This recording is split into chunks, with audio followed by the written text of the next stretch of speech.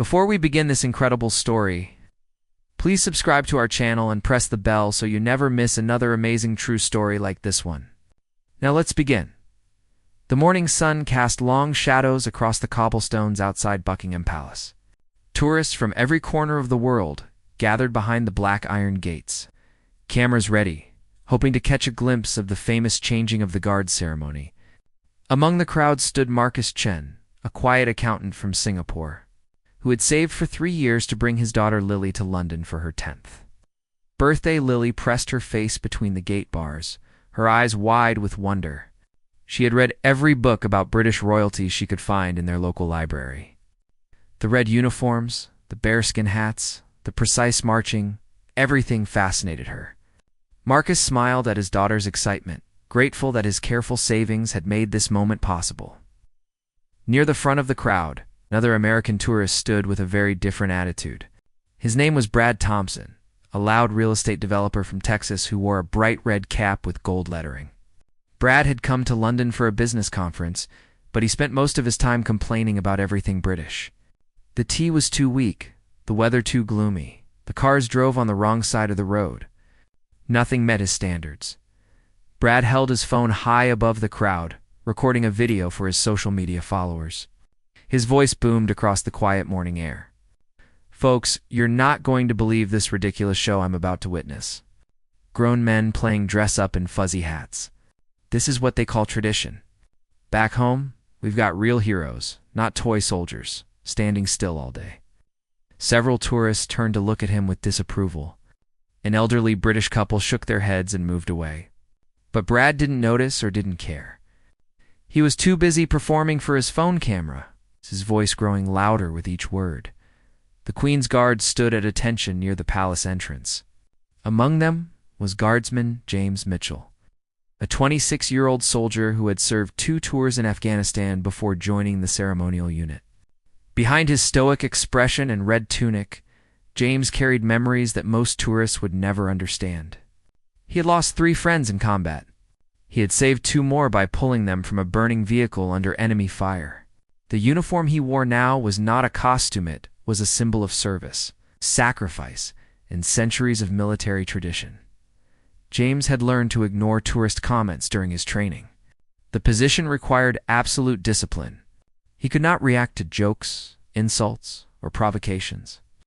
His job was to remain perfectly still, a living statue representing the British crown. But even with his extensive training, some words cut deeper than others. Brad moved closer to the gates, his commentary becoming more theatrical. "Look at these guys. They can't even move. What kind of soldier can't move? My 5-year-old nephew could probably knock one over." He laughed at his own joke, looking around to see if others would join him. A few tourists chuckled nervously, but most remained silent. Embarrassed by his behavior, Marcus gently pulled Lily back from the gates. He didn't want his daughter exposed to such disrespect. Lily looked up at her father with confusion in her eyes. "Daddy, why is that man being mean?" "The guards are very brave. Some people don't understand respect," Marcus whispered to her. "But we do. Let's just enjoy watching the ceremony." Brad continued his performance, emboldened by the attention. He zoomed his camera in on James's face, trying to get a reaction. "Hey, buddy, can you hear me in there? Do they wind you up with a key in the morning?" More laughter from his phone as he read comments from viewers. "Yeah, that's right, folks. Medieval circus. This is what your tax money pays for, Britain." A few British tourists began to argue with Brad, telling him to show respect. But Brad waved them off dismissively. "Oh, come on. Freedom of speech. I can say what I want. This is 2024, not the Dark Ages. Although looking at these costumes, you wouldn't know it." James remained motionless, but his jaw tightened almost imperceptibly. He had stood guard through rain, snow, and blazing summer heat. He had maintained his position while tourists made faces at him, while children cried beside him, while teenagers tried to make him laugh. But something about Brad's words felt different. They weren't just jokes. They carried genuine contempt, not just for the ceremony, but for everything it represented. Another guardsman, standing 10 feet to James's left, was Corporal David Walsh. David was older, 34 with 14 years of military service. He had served beside James in Afghanistan. The two men had formed a bond that went beyond friendship. They were brothers in arms. David could sense James's tension. Even though neither man moved a muscle, the morning air grew warmer as more tourists arrived. The crowd swelled to over 200 people, all pressed against the gates and barriers. Most were respectful, speaking in hushed tones, teaching their children about British history and military tradition. But Brad's voice continued to cut through the atmosphere like a knife. "I tell you what," Brad announced to his phone. "These royal people live in luxury while regular folks struggle. And they've got these toy soldiers protecting them. What a waste." Back in America, we threw off this royal nonsense centuries ago. Best decision we ever made. An elderly veteran standing near Brad finally spoke up. "Young man, those soldiers have served in real combat. They've earned their position. Show some respect." Brad turned to face him, his expression mocking. "Oh, spare me the lecture, Grandpa. I'm just telling it like it is. If people can't handle the truth, that's their problem, not mine." The veteran's wife touched his arm gently, urging him not to engage further. The couple walked away, shaking their heads in disappointment. Lily tugged on her father's sleeve. "Daddy, can we move to a different spot? I don't like that man's voice." Marcus nodded and began to guide his daughter along the barrier, looking for a better viewing position away from the commotion. But as they moved, something unexpected was about to happen that would change everything. Brad Thompson was on a roll now, feeding off the attention his live stream was receiving. The comment section of his video exploded with reactions, some supporting him, others condemning his behavior.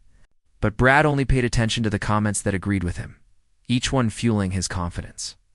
"You know what really gets me?" Brad continued, adjusting his phone angle to capture both himself and the motionless guards in the background. "These people worship a family that literally does nothing. They're born into wealth, live in palaces, and everyone's supposed to bow and curtsy. Meanwhile, real people work 3 jobs just to pay rent. And look at these guards, standing there like statues. This is what Britain thinks is impressive?" A middle-aged woman with a French accent approached Brad cautiously. "Excuse me, sir, but could you please lower your voice? Some of us are trying to enjoy the ceremony peacefully." Brad barely glanced at her.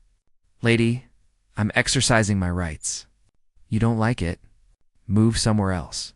Plenty of space around here." He gestured broadly with his free hand, nearly hitting another tourist in the process. The Frenchwoman's husband stepped forward, his face reddening with anger. "You are being incredibly rude. This is a sacred tradition." "Sacred?" Brad interrupted with a harsh laugh. "It's a tourist trap.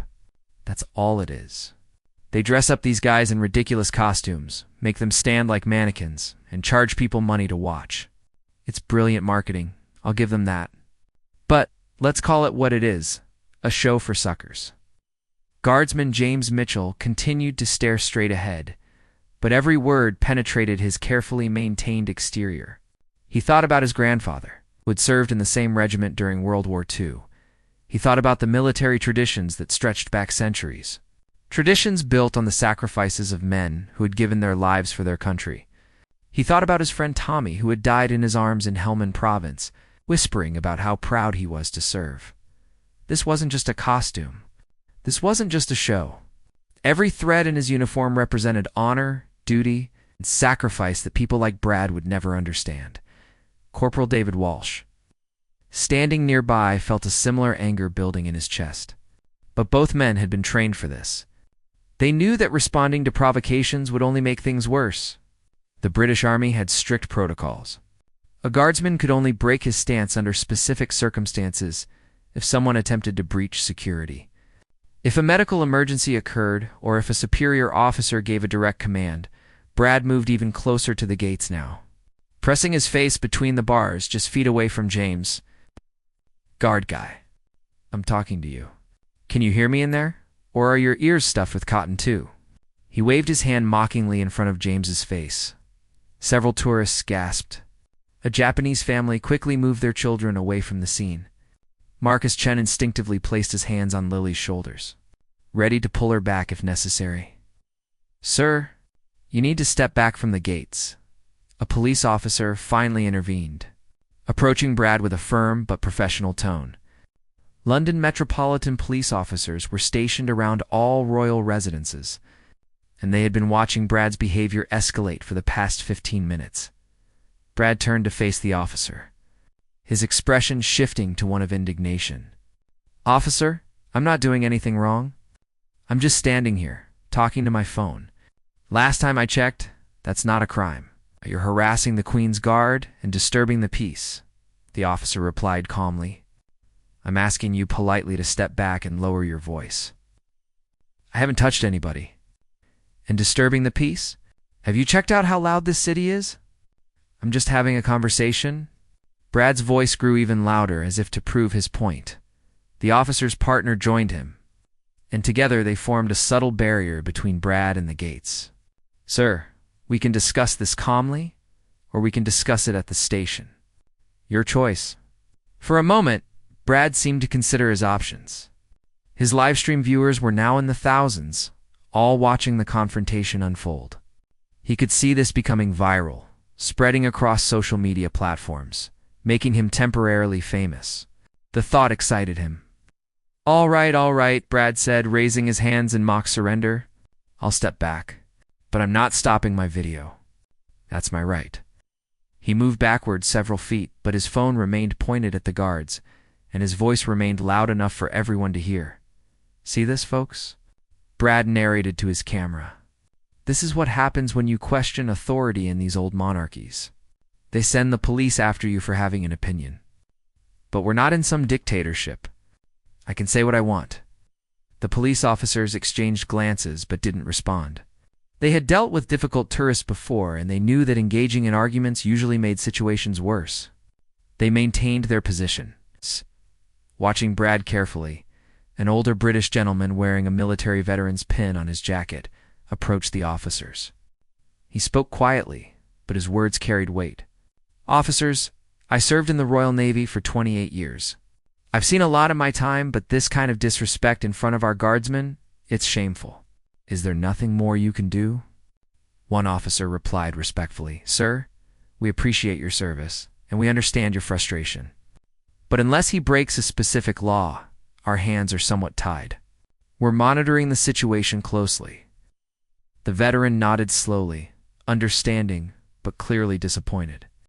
He turned to look at James and David, standing perfectly still, despite the chaos around them. "Those boys are holding up better than I would," he muttered to his wife. "They're real soldiers, showing real discipline." Brad overheard the comment and couldn't resist responding. "Real soldiers? Real soldiers fight battles. These guys pose for pictures. There's a difference." He laughed again, that same grating sound that had been annoying everyone for the past 20 minutes. Lily looked up at her father with tears forming in her eyes. "Daddy, why won't someone make him stop? He's hurting their feelings." Marcus knelt down to his daughter's level. "Sweetheart, sometimes people say mean things because they don't understand. Those guards are very professional. They won't let his words affect them." But Marcus wasn't entirely sure of his own words. He could see tension in James's jaw, could notice the slight rigidity in David's posture that suggested they were both struggling to maintain their composure. A young British woman, probably in her mid-20s, suddenly stepped forward from the crowd. She positioned herself directly in front of Brad's phone camera, blocking his shot. "That's enough," she said firmly. "You've had your fun. Now let the rest of us enjoy the ceremony in peace." Brad tried to maneuver around her, but she moved with him, continuing to block his camera. "Hey, get out of my way. You can't do that." "Actually, I can," she replied calmly. "I'm standing in a public space, just like you. You want to talk about rights? This is mine." Several other tourists began to applaud the young woman's action. More people stepped forward, forming a human wall between Brad and the guardsmen. They didn't say anything to Brad directly. They simply stood there, blocking his view and his camera angle. Brad's face turned red with frustration. "This is ridiculous. You people are insane. It's just a ceremony. Why are you all so sensitive? But the wall of tourists remained firm. They had decided collectively, without words, that enough was enough. Brad could say what he wanted, but they didn't have to facilitate his performance. Brad Thompson found himself effectively silenced, not by authority or force, but by the quiet solidarity of ordinary people who had simply had enough. He tried moving to different positions, but each time he did, the human wall adjusted, maintaining their blockade. His livestream viewers could now only see the backs of tourists instead of the guards he had been mocking. Comments on his video began to shift. What had started as a mix of support and criticism was now overwhelmingly negative. People from around the world typed furious messages about his disrespect. Some shared their own military service stories. Others simply called him out for being a bully. Brad's phone buzzed constantly with notifications, but for the first time that morning, he looked uncertain. "Fine," Brad shouted, lowering his phone. "You people are ridiculous. I'm going to file complaints about all of you." But his threat rang hollow, and everyone knew it. He had been outmaneuvered not by force, but by simple human decency. The police officers remained alert but slightly relaxed. One of them approached the young woman who had initiated the blockade. "Miss, we appreciate what you're trying to do, but please make sure you're not blocking public pathways." "We're not, officer," she replied politely. "We're just standing here watching the ceremony, same as him. We just happen to be standing between him and his camera shot." "That's not illegal, is it?" The officer suppressed a slight smile. "No, miss. That's not illegal. Just maintain your position and don't engage in any physical contact." As the standoff continued, something unexpected happened inside the palace gates. A senior officer, Captain Robert Harrison, had been watching the entire situation unfold from a position near the guardhouse. He had served in the British Army for 32 years, and he had never seen quite this level of public support for his guardsmen. Captain Harrison made a decision. He walked with measured steps toward James Mitchell and David Walsh, his boots clicking precisely on the stone pavement. Both guardsmen remained at attention, eyes forward, but they sensed their superior's approach. "Axman Mitchell?" "Corporal Walsh," Captain Harrison said, in a voice only they could hear. "I want you both to know that your discipline today has been exemplary. You've handled this situation with the professionalism that defines this regiment. When your shift ends in 15 minutes, I want you to report to me. We're going to address this properly." Neither James nor David responded verbally. They couldn't while on duty, but both men felt a wave of validation wash over them. Their commanding officer had witnessed everything, and he had their backs. Captain Harrison then walked toward the gates where the police officers stood. He spoke briefly with them, and then addressed the crowd in a clear, authoritative voice that commanded immediate attention. "Ladies and gentlemen, if I could have your attention, please. My name is Captain Robert Harrison, and I command this unit of the Queen's Guard. I want to thank those of you who have shown such tremendous respect for our traditions and our soldiers today. The men and women who serve in these positions are not actors or props. They are highly trained military personnel who have served our nation in combat zones around the world." The crowd fell completely silent. Even Brad stopped trying to film around the human blockade. Instead, turning his attention to the captain, Captain Harrison continued, his voice carrying across the morning air with practiced clarity. "The soldier standing to my right is Guardsman James Mitchell. He served 2 tours in Afghanistan. He was awarded the Military Cross for exceptional bravery, under fire when he rescued 2 wounded comrades from a burning vehicle while under enemy attack. The man next to him is Corporal David Walsh, who served with distinction in multiple operations and has trained countless young soldiers in the art of military discipline and honor." Asps rippled through the crowd. Lily squeezed her father's hand tightly, her eyes wide with wonder and respect. The elderly veteran who had spoken earlier stood a little straighter, pride evident on his weathered face. "These men wear these uniforms not as costumes, but as symbols of service and sacrifice," Captain Harrison went on. "The changing of the guard ceremony you're about to witness is not entertainment, it's a military operation that has been performed with precision for hundreds of years. Every movement has meaning. Every tradition has roots in our military history. and every person who performs these duties has earned the right to do so through service, dedication, and often personal sacrifice. Brad's face had gone from red to pale. His phone hung loosely in his hand, the live stream still running, but his commentary completely silent. For the first time since he had arrived, he seemed to grasp that perhaps his behavior had crossed a line. A tourist from Canada spoke up, his voice respectful but curious. "Captain, is there anything we should know about how to properly observe the ceremony? Many of us are visitors and want to show proper respect." Captain Harrison nodded appreciatively. "Thank you for asking. Simple courtesy is all we ask. Take your photographs. Enjoy the ceremony. But please remember you're witnessing a real military operation performed by real soldiers. Maintain a respectful distance. Keep conversations at a reasonable volume. And please, don't attempt to distract or interact with the guardsmen while they're on duty. Their job requires absolute concentration." Marcus Chen raised his hand tentatively, and Captain Harrison nodded to him. "Sir, my daughter wanted to know, is it appropriate to thank the guards after the ceremony? She's very impressed by them." Captain Harrison's stern expression softened slightly. "That's very kind of your daughter. The guards cannot respond while on duty, but I assure you they appreciate respectful acknowledgement. A wave or a quiet word of thanks as they pass is always appreciated." Illy beamed with happiness, already planning what she would say. The captain then turned his attention directly toward Brad. "Though he didn't single him out by name, I want to address something else. We live in an age where everyone has a camera, and everyone has a platform to express their opinions. That's fine. That's democracy.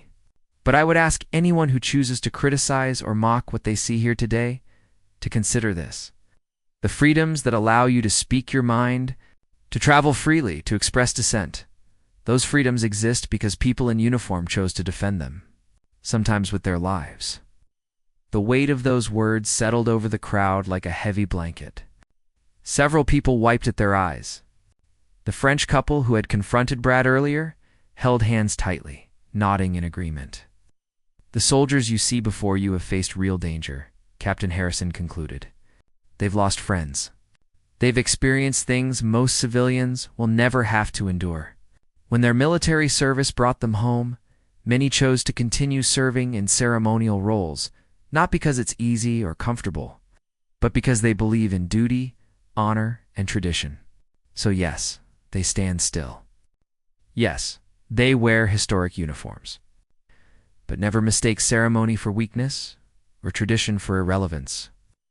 With that, Captain Harrison saluted the crowd, a gesture that was not protocol, but felt right in the moment, and returned to his position. The tourists erupted in applause, sound that echoed off the palace walls and seemed to fill the entire courtyard. Brad stood frozen, his phone still recording, capturing his own humiliation for thousands of viewers. The comments on his live stream had become brutal. People were sharing the video, not to support him, but to criticize him. Someone had identified the veterans' decorations the captain had mentioned, posting links to news articles about James Mitchell's heroic actions in Afghanistan. The story was spreading rapidly, and Brad was on the wrong side of it. The young woman who had blocked his camera turned to face him directly. "You wanted to go viral," she said quietly. "Congratulations, but not the way you planned." The atmosphere around Buckingham Palace had completely transformed. Where there had been tension and conflict just minutes before, there was now a sense of reverence and anticipation. The tourists who had formed the human blockade remained in their positions. But now they faced forward, ready to witness the ceremony they had come to see. Brad Thompson had moved to the back of the crowd, his live stream still running but his commentary notably absent. Marcus Chen lifted Lily onto his shoulders so she could see better. All around them, parents were doing the same with their children, creating a sea of excited young faces above the crowd. Cameras were ready, but the atmosphere felt different now. It's like tourists hunting for content, and more like witnesses to something meaningful. The sound of drums broke through the morning air, rhythmic and powerful. Then came the brass instruments, playing a traditional military march that had been performed for generations. The music seemed to come from everywhere and nowhere at once. building in intensity until it filled every corner of the palace grounds. From around the corner, the new guard appeared. They marched in perfect formation, their red tunics bright against the gray London sky, their bearskin hats tall and imposing. Every step was synchronized, every arm swing identical, every movement a testament to countless hours of training and practice. The musicians led the way, their instruments gleaming in the morning light. Lily gasped with delight, her hands clasped together in wonder. "Daddy, look. They're all moving together like one person." Marcus smiled up at his daughter. "That's military precision, sweetheart. It takes a lot of practice to march like that." The guards marched through the palace gates, their boots creating a thunderous rhythm on the stone pavement. The old guard, including James Mitchell and David Walsh, stood at attention, waiting to be relieved of their duties. The ceremony that followed was a carefully choreographed series of movements, each one significant, each one part of a tradition that stretched back centuries. Captain Harrison stood at the center, calling out orders in a voice that carried authority and precision. The guards responded instantly, moving as one unit. They presented arms, saluted, turned with mechanical precision. It was more than a show. It was a demonstration of discipline, unity, and professional excellence. Even Brad, watching from his position at the back of the crowd, found himself grudgingly impressed. Whatever he thought about monarchy or tradition, there was no denying the skill on display. These men moved with a precision that rivaled any performance he had ever seen. And now that he knew their backgrounds, their stories of combat and courage, the ceremony took on a different meaning. His phone was heavy in his hand. The comments on his live stream had become overwhelmingly negative. People were calling for him to apologize. Others were sharing his video with hashtags that mocked his behavior. His attempt to go viral had succeeded, but he had become the villain of his own story. As the ceremony continued, one of the guards marched forward to take his position at the palace entrance. It was James Mitchell, the soldier Captain Harrison had spoken about.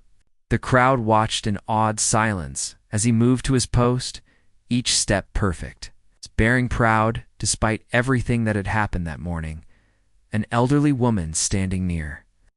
Marcus turned to her husband. "That young man saved people's lives under enemy fire, and then came home to serve like this. That's real character, isn't it?"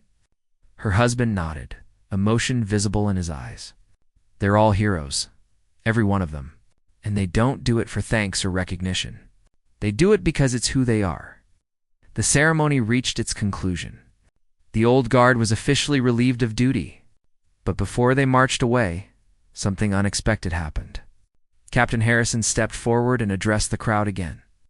"Ladies and gentlemen, what you've witnessed today is not just a tradition, it's a living connection to our military heritage. I want to invite any veterans in the crowd to come forward and be recognized. We honor your service regardless of which nation's uniform you wore." There was a moment of hesitation, and then the elderly British veteran who had spoken to the police earlier stepped forward. He was joined by two others, a woman who identified herself as a former U.S. Army medic, and a man who had served in the Australian military.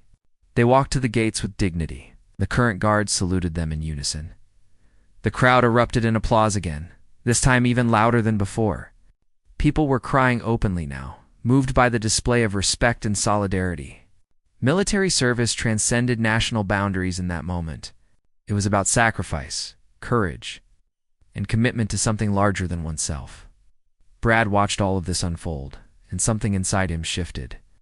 He had come to London with preconceptions about royalty, tradition, and ceremony. He had seen it all as outdated nonsense, a waste of time and resources.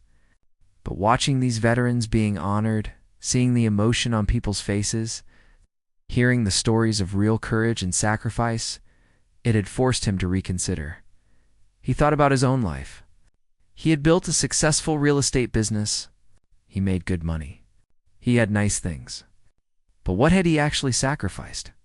What service had he performed? When had he ever put someone else's needs before his own comfort? The ceremony was officially over. The guards began to march away, their formation still perfect, their discipline still absolute. As they passed, many tourists waved or called out words of thanks. James Mitchell and David Walsh marched past Brad's position, and for just a fraction of a second, James's eyes flickered in his direction. There was no anger in that glance, no judgment, just acknowledgement. James had seen Brad's transformation, had watched him grow quiet and thoughtful as the ceremony progressed. In that brief moment, soldier and critic shared a wordless understanding.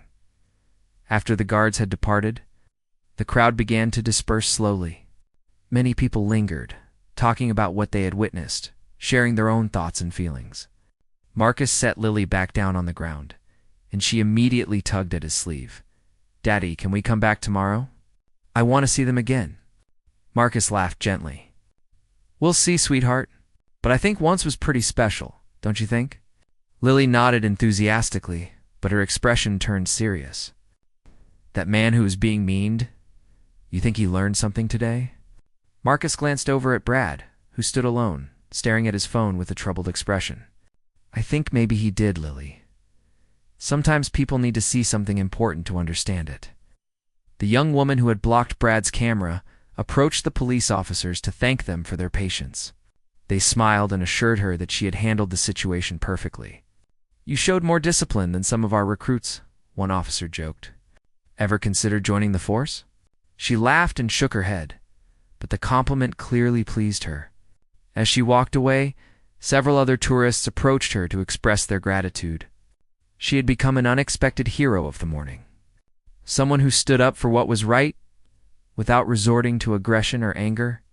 Captain Harrison emerged from the palace grounds one more time, accompanied by James Mitchell and David Walsh, now changed out of their ceremonial uniforms and wearing standard military dress. The captain had kept his word about addressing the situation properly. The three men walked over to where the veterans still stood talking with some tourists. James extended his hand to the elderly British veteran. "Sir, thank you for speaking up this morning. It meant a lot to us." The old veteran gripped James's hand firmly. "Son, you handled yourself better than I would have. You made all of us proud today." He turned to David Walsh. "Both of you did." David smiled, a rare expression for the usually serious corporal. "Just doing our job, sir. But we appreciate the support. It's not always easy standing there when people—" He paused, choosing his words carefully. "When people don't understand what we're doing, they understand now," the American medic interjected. "That captain of yours made sure of it. He's a good leader." Brad Thompson stood at the edge of the dispersing crowd, his phone still in his hand, but the live stream now ended. He had been watching the interaction between the guards and the veterans from a distance, feeling increasingly uncomfortable. His social media notifications continued to buzz relentlessly, but he had stopped reading them. He already knew what they said. For the first time in years, Brad felt truly ashamed. It wasn't just embarrassment at being called out. It was a deeper recognition that he had been fundamentally wrong. He had mocked men who had served their country with distinction. He had treated a sacred ceremony as entertainment to be ridiculed. And he had done it all for attention, for likes, for the hollow validation of strangers on the internet. He thought about ending his live stream's recorded video altogether, deleting it completely. But something stopped him. Perhaps it should remain as a reminder, he thought. Not as a triumph, but as a lesson in humility. Marcus Chen walked past with Lily still chattering excitedly about the ceremony. Brad caught fragments of her conversation. "And Daddy, did you see how straight they stood? And the captain said that guards save people's lives. He's a real hero." The word hero struck Brad like a physical blow. He had spent the morning trying to tear down heroes, and for what? To feel superior? To get attention? The realization made him feel small and petty before he could talk himself out of it. Brad walked toward where James Mitchell and David Walsh stood with the veterans. His legs felt heavy, each step requiring conscious effort. The closer he got, the more aware he became of the dozens of eyes watching him. People recognized him as the troublemaker from earlier. Some looked angry. Others looked curious. All of them were judging. Brad stopped a few feet away from the group, his usual confidence completely absent. He cleared his throat awkwardly. "Excuse me." The conversation stopped. James and David turned to face him, their expressions neutral, but their postures slightly defensive. The elderly British veteran's face hardened. The American medic crossed her arms. Everyone waited. Brad started, then stopped. The words he had planned, the smooth, easy words he used in business negotiations, felt completely inadequate. He tried again. My name is Brad Thompson. I'm the guy who was. I'm the one who said those things earlier. Silence. No one made it easy for him. Brad forced himself to continue. I was wrong. Not just a little wrong, completely fundamentally wrong. I came here today thinking I knew what this was all about. I thought it was just theater, just a show for tourists. I didn't understand. I didn't know.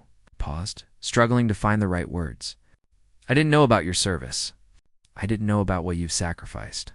And even if I hadn't known, that's no excuse. I was disrespectful, and I'm sorry. James Mitchell studied Brad carefully. He had heard plenty of apologies in his life, some sincere, some not. He waited to see which category this one fell into. I served 2 tours in Afghanistan, Brad continued, though everyone already knew this. I didn't serve anywhere. I've never put my life on the line for anything or anyone. I build buildings and flip properties. I make money. And somehow, I thought that made me important enough to judge you. To mock what you do? His voice cracked slightly. I was an idiot. David Walsh spoke first, his voice measured. Why are you telling us this? It was a fair question, and Brad knew it. Was this apology genuine, or was it just damage control? He had to search his own heart for the answer. Because I need to, Brad said honestly. Not for my reputation. I think I pretty thoroughly destroyed that this morning. Not for my livestream followers. They're probably all unfollowing me as we speak. I need to apologize because what I did was wrong, and you deserved better. You deserve respect, and I failed to give it to you.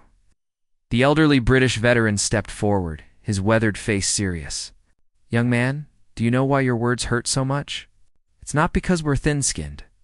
It's because when you mock the ceremony, you mock the sacrifices behind it. Every tradition, every uniform, every gesture, it's all built on the blood and courage of people who came before us. Brad nodded, his eyes glistening. I understand that now. I wish I had understood it before I opened my mouth. Lily, who had been watching from behind her father's legs, suddenly broke free and walked up to Brad. She looked up at him with the unfiltered honesty that only children possess. You made me sad, she said simply. But my daddy says everyone makes mistakes. Did you learn something? Brad knelt down to Lily's eye level, grateful for her innocent directness. I learned a lot, actually. I learned that just because something looks different from what I'm used to doesn't mean it's not important. I learned that real heroes don't always look like what you see in movies.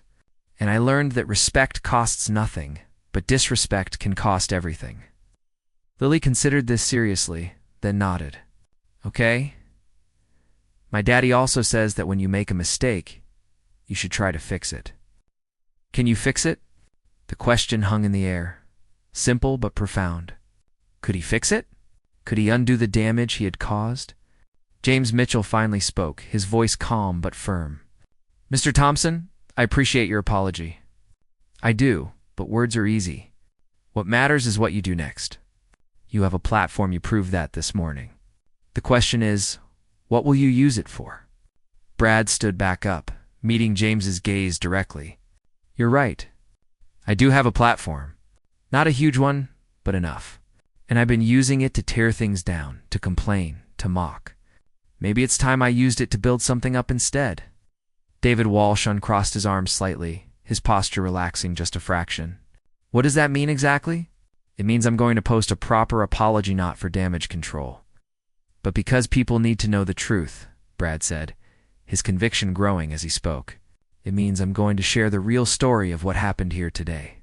Not my version where I'm the clever critic, but the true version where I learned something important.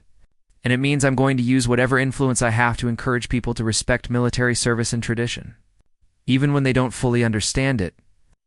Captain Harrison, who had been observing from a short distance, approached the group. Mr. Thompson, if you're serious about making amends, I have a suggestion. Anything, Brad said immediately. We run educational programs about the Guards and their history. We're always looking for people to help spread accurate information about what we do and why we do it. Perhaps you'd like to learn more, and then share what you learn with your followers. Brad's eyes widened. You'd be willing to do that? After what I did? Captain Harrison's expression was unreadable. The military teaches us that character isn't about never falling down, Mr. Thompson. It's about what you do after you fall. You're standing up. That's a start. Whether you follow through remains to be seen. I will, Brad promised. I absolutely will. The American medic, who had been silent until now, spoke up. I'm going to hold you to that. I'm going to follow your social media. If you backslide into your old ways, you'll hear from me. Brad actually smiled, a genuine smile without his usual arrogance. I hope you do. I think I need that kind of accountability. Marcus Chen approached, still holding Lily's hand. Mr. Thompson, my daughter asked me earlier why you were being mean. Now she's asking me if you're a good person who made a mistake or a bad person pretending to be good. I told her I'd have to watch and see. Which one are you? The question was pointed but fair. Brad looked down at Lily, then back at Marcus. I don't know yet, sir. I think I've been letting myself become someone I'm not proud of. But I'd like to try to be better. That's all I can promise that I'll try. Marcus nodded slowly. That's all any of us can do. Try and keep trying. The young woman who had blocked Brad's camera earlier walked over, having heard the conversation. She looked at Brad with a mixture of skepticism and curiosity. I'm Emma, by the way. I'm the one who ruined your video. Brad shook his head. You didn't ruin it. You saved it. If you hadn't stopped me, I would have just kept going, kept making it worse. You gave me a chance to see what I was really doing. Emma studied him carefully. I believe you're sorry. I'm not sure yet if you've actually changed, but I'll give you the benefit of the doubt. For now, that's more than I deserve, Brad admitted. James Mitchell extended his hand to Brad. Mr. Thompson, I accept your apology. I can't speak for everyone, but I can speak for myself. You hurt my pride this morning, but pride heals. What matters more is what you do going forward. Brad shook James's hand, gripping it firmly. Thank you. That means more than you know. David Walsh also offered his hand.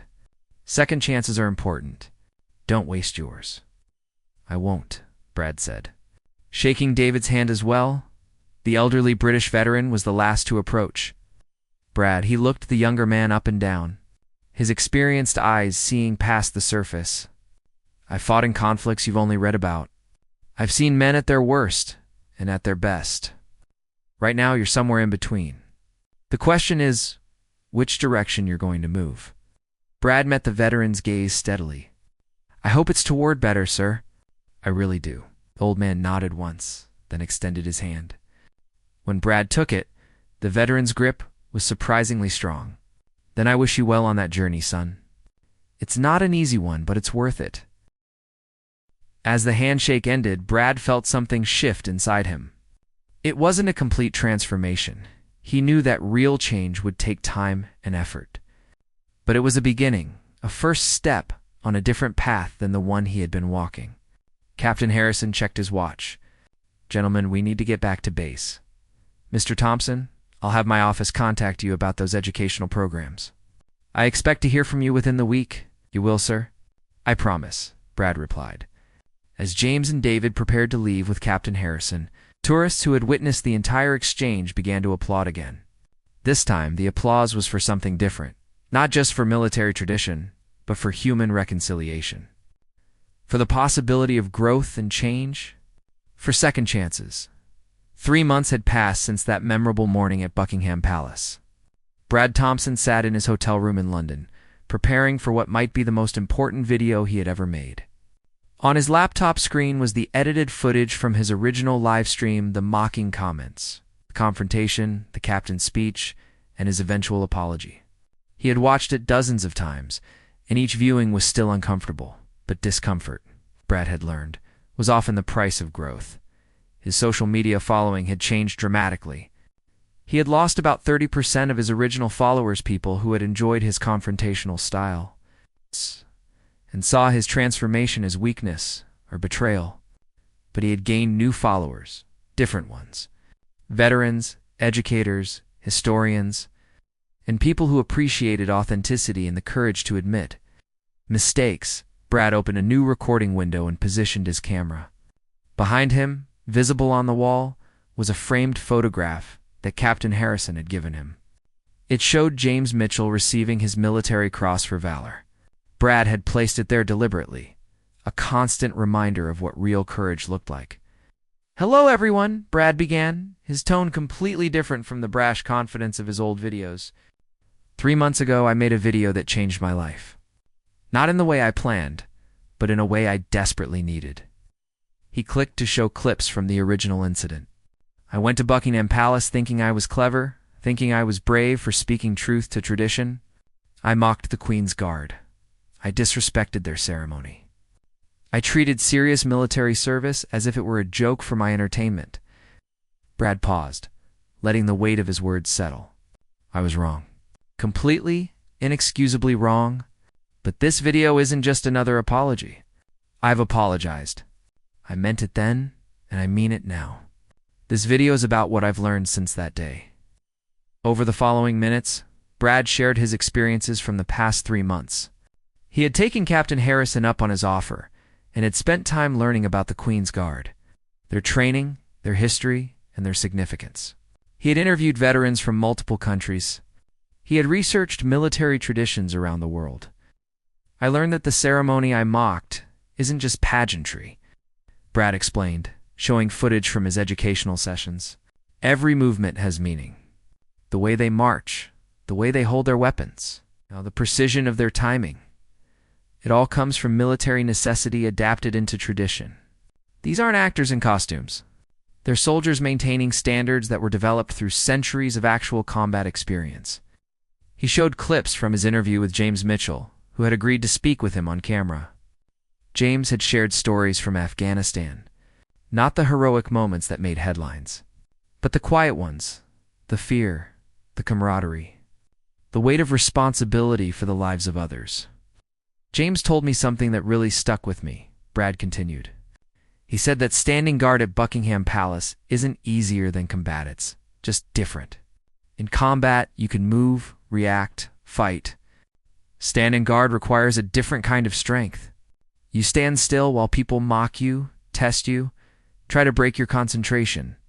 You represent something bigger than yourself, and you can't let it down. Brad had also interviewed David Walsh, who had talked about the importance of discipline and tradition in military life. David explained that traditions aren't about living in the past, they're about carrying forward the values that matter. Courage, duty, honor, sacrifice. Those things don't become outdated just because the world changes. The video included footage of Brad visiting military museums, attending remembrance ceremonies, and meeting with veteran support organizations. He had donated a significant portion of his business profits to charities supporting wounded veterans. He had used his real estate connections to help find housing for homeless veterans in his community. But here's what I really want to talk about, Brad said, his expression becoming more serious. I want to talk about the culture of mockery that I was part of.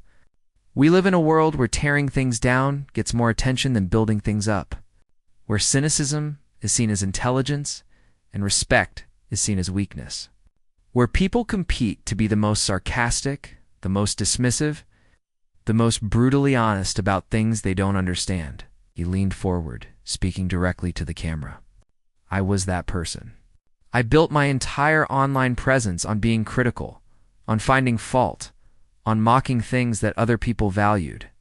And I told myself it was okay because I was just being honest, just telling it like it is. But honesty without respect isn't honesty, it's cruelty.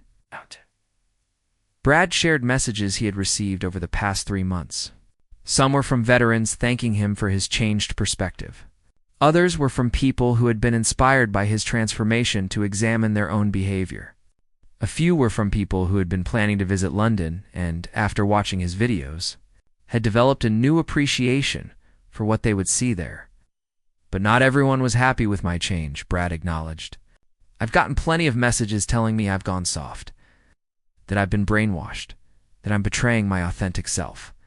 And you know what? Maybe they're right about one thing. Maybe I have changed. But I don't think I've gone soft. I think I've grown up. He showed screenshots of particularly harsh criticism he had received. Not to shame anyone, but to demonstrate the resistance that often meets genuine change. When you spend your life being one way and then you try to be different, people don't trust it. They think it's an act. They're waiting for you to slip back into old patterns. And honestly, some days it's tempting. Being critical is easy. Being respectful takes effort. Brad then shared his experience of returning to Buckingham Palace the previous week. This time, he had come not to mock, but to observe and appreciate. He had stood in the crowd quietly, watching the ceremony with new eyes, understanding the significance of what he was witnessing. I saw a little girl there, maybe 9 or 10 years old, watching the guards with absolute wonder, Brad recounted. She reminded me of Lily, the girl I met on that first day. And I thought about what kind of world we're creating with our words and actions. Do we want to raise children who respect service and sacrifice? Or do we want to raise children who think cynicism is clever? The video showed footage of the ceremony from his recent visit to Respectful. Properly filmed, with commentary that educated rather than mocked. This is the same ceremony I ridiculed 3 months ago. But watching it now, knowing what I know, I see something completely different. I see history. I see dedication. I see young men and women choosing to serve something larger than themselves. Brad addressed his camera with an intensity he had never shown before. If you're watching this and you're someone who does what I used to do, if you tear things down for fun, if you mock what you don't understand, if you build your confidence by destroying other people's, I want you to ask yourself why. What are you really accomplishing? Are you making the world better? Are you building anything meaningful? Or are you just making noise? He took a deep breath before continuing. I'm not perfect now. I still mess up. I still have moments where my old habits surface. But I'm trying. Every day, I'm trying to be more respectful, more thoughtful, more humble. And it's hard. Changing yourself is really hard. But it's also worth it. Brad shared one final story. He had recently been contacted by a young man who had seen his original video and his subsequent transformation. This young man had been planning to go to Washington, D.C. to mock the guards at the tomb of the unknown soldier, hoping to create viral content similar to what Brad had attempted. But after watching Brad's journey, he had changed his mind. Instead, he had gone to learn and to pay respects. That message meant more to me than any business success I've ever had, Brad said, his voice thick with emotion. Because it meant that something good came from my mistake. It meant that my failure became someone else's lesson. And isn't that what we should all hope for? That even our worst moments can somehow lead to something better. As the video neared its conclusion, Brad addressed his critics one more time. To those who think I'm virtue signaling or looking for redemption, you might be right. Maybe I am looking for redemption. Is that so wrong? Should people who make mistakes just stay in that mistake forever? Should we never allow for growth or change? He paused, collecting his thoughts for his final message. 3 months ago, I stood outside Buckingham Palace and made a fool of myself. I disrespected brave people. I mocked sacred traditions. I did it for attention, for clicks, for validation from strangers. And I got attention, just not the kind I wanted. Brad smiled slightly, a humble expression that his old followers would never have recognized. But I also got something I didn't expect. I got a chance to become a better person. Captain Harrison gave me that chance. James and David gave me that chance. All those tourists who stood up for what was right gave me that chance. And I'm trying every day not to waste it. The video ended with Brad standing outside Buckingham Palace, this time showing proper respect, this time understanding what he was witnessing. The final shot showed him placing flowers at a memorial for fallen soldiers. A quiet gesture of respect that spoke louder than any of his former mockery. Within hours of posting, the video began to spread across social media platforms.